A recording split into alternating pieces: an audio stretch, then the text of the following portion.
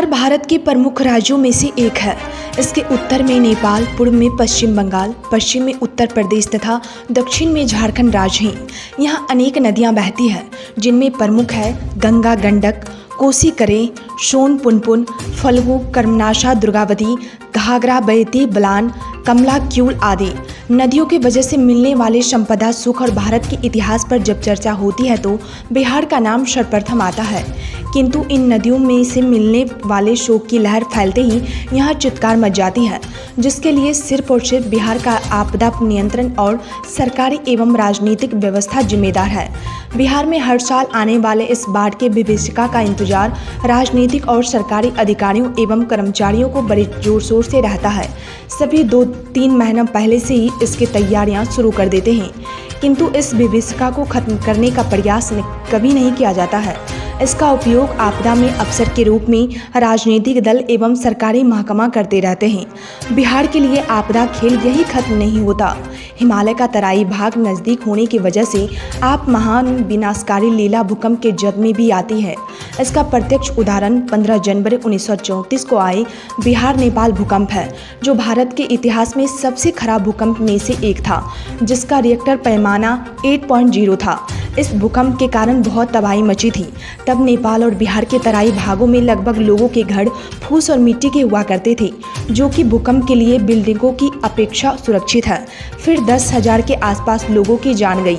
पशु पक्षियों की जान की बात होती तो आंकड़ा बहुत बढ़ जाता। आज बिहार का जनजीवन सघन कस्बों में तब्दील हो गया है, जहां हल्की बारिशों से बिल्डिंगें स्वतः ताश के पत्तों की तरह ढह जाते हैं। वहां 8.0 के रिएक्टर पैमाने पर भूकंप झेलने की कितनी तैयारियां हो रही है।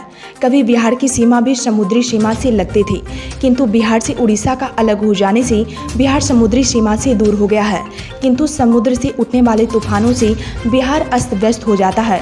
यही हमारे आपदा नियंत्रण का पोल खोल देता है। यहीं पर आपदा में अवसर का खेल खत्म नहीं होता। स्वास्थ्य विभाग के द्वारा फैलाई गई महाजाल से कौन अनजान है।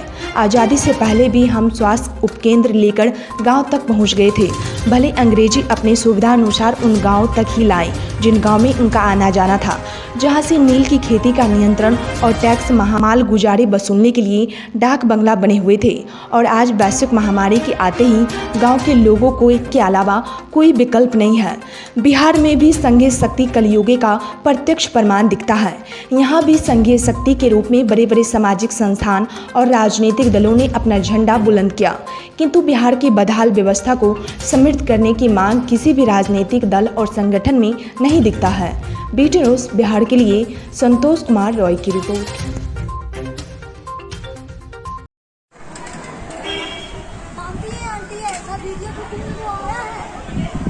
तो सब फोट वाला मकान है, जाने नींव अच्छा बढ़िया नहीं देवे सी हाल है। एक बार फोटवा खड़ा कर देना है।